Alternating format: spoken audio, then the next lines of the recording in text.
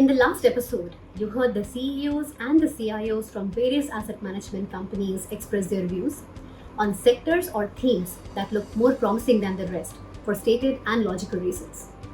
Today, we bring to you their opinions on the global outlook and India's competitive advantage as we battle the pandemic.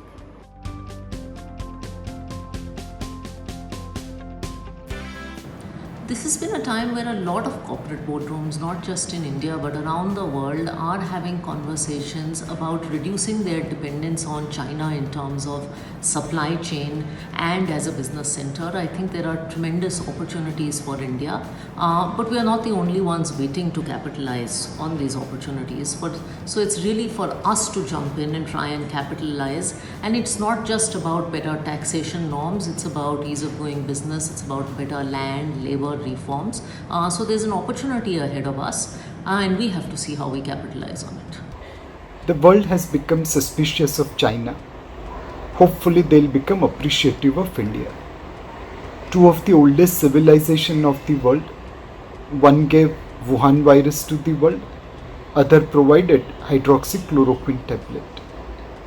Being a democratic country, investors will become appreciative of India. Of course, we cannot take investors for granted. We have to cut red tape and provide red carpet to investors. India has two models for attracting investments.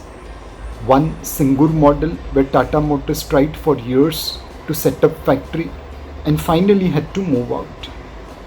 The second, where they received a SMS saying Suswagatam, went to Sanand, land was allotted, approvals were given, infrastructure was developed, help was given to set up factory as early as possible. And in 18 months, nano cars started rolling out from the Tata factory. If all of India adopts Sanand model, we will be able to attract global investors which are looking to move out of China to India and create growth for decades to come. The current year is likely to be a challenging one for the global economy, and the global economy is set to contract to a considerable extent. Next year, however, driven by the low base of current year and the very low interest rates, the excessive liquidity that is there around the world, the considerable fiscal and monetary stimulus rolled out by various governments, growth should bounce back pretty strongly. The current environment, while though quite challenging for India, I think should be a period where we enhance our global competitiveness, and it offers us the opportunity to get back into the manufacturing game once again. China has been slowly losing cost competitiveness. MNCs want to reduce dependence on China, especially given the disruption caused in supply chain there due to COVID, and the intense focus in India on Make in India and indigenization, I think should enable us to increase our share of global manufacturing. The world is witnessing an unprecedented health crisis, an unprecedented economic crisis. The loss of output this year is likely to be around $4 to $5 trillion. A huge social crisis with rising inequality and conflict, and also a geopolitical crisis with increasing animosity towards China. Now, with all of that, the policymakers' response has been extraordinary, both in terms of monetary stimulus as well as fiscal stimulus. In fact, my view is that over the next several years, we are going to see a lot of fiscal spending on infrastructure to boost demand and create jobs. It could be physical, social, digital infrastructure globally. And with that background, there could be interesting opportunities for India. As hundreds of billions of dollars get spent on healthcare, as governments and businesses invest money in virtualization of processes, cybersecurity, etc., and also as supply chain starts shifting away from China, this can turn out to be a Y2K movement for India, provided we focus on structural reforms, we continue to focus on ease of doing business, and we continue to focus on innovation. With demand with demographics, with labor pool supply, and of course, some of the recent reforms can help us in using this as a big opportunity for India over the next several years. So even before our lockdown started, and even when we had just about 600 cases, we were already 40% down on the Nifty from its peak. And why I said that our stock market behavior is not so much about India, and why am I contrasting it with the globe?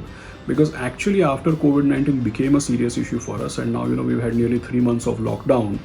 It's interesting to note that from there on the market has actually bounced up by nearly 30%. So what is interesting to note is that while different economies will have different impact, stock markets have all reacted in the same way. So countries like India, they are in some sense known as an economy of essentials. The level of spend is so basic that at a point in time when there is a lockdown, how much impact will it have is relatively muted as compared to advanced economies.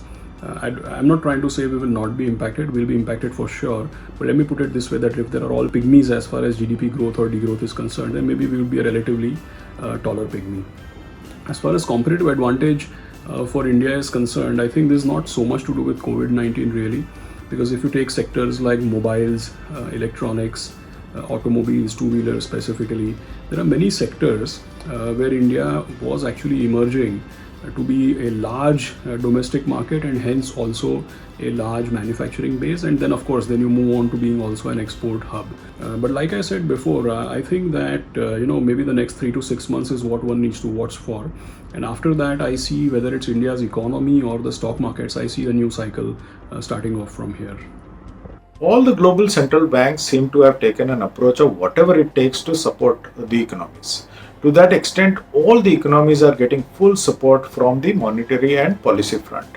Despite this, the COVID impact on economies is huge.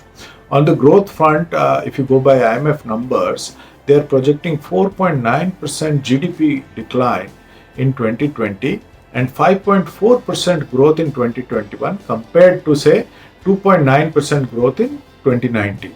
The decline in 2020 is more in developed markets than in developing markets. As of now, India, given its less dependence on global trade, is relatively lesser impacted. As I said earlier, FY21 will be volatile, but we look forward to FY22 and believe that if recovery happens in the second half of that year, the impact of FY21 should be limited. Based on recent trends, I think clearly it seems that many countries would try to become self-sufficient in manufacturing and the key products to that extent possible. This would mean some impact on global trade, but more importantly, India has a chance to benefit from this. Recent corporate rate cuts also make India at par with other Asian countries, thus making it equally attractive for alternate FDI destination for setting up manufacturing bases. Obviously, we have to deliver on the land and labor reforms to convert this opportunity into a reality.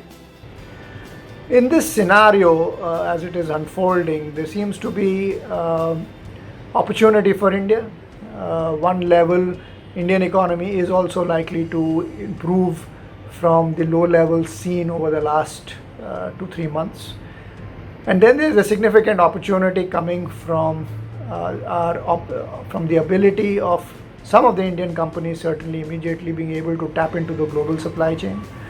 The global MNC companies are no longer interested from a risk perspective to be overly dependent on China. And in a mildly anti-China sentiment, I think this is a good time for Indian companies to position themselves as quality suppliers, take the steps needed for them to become reliable and high quality suppliers in the short to medium run. And as we are hearing from many companies, there are enough number of projects and opportunities which are already under discussion. So this will be a meaningful way for us as an economy to really take advantage of the current situation and come out stronger in a post-COVID world.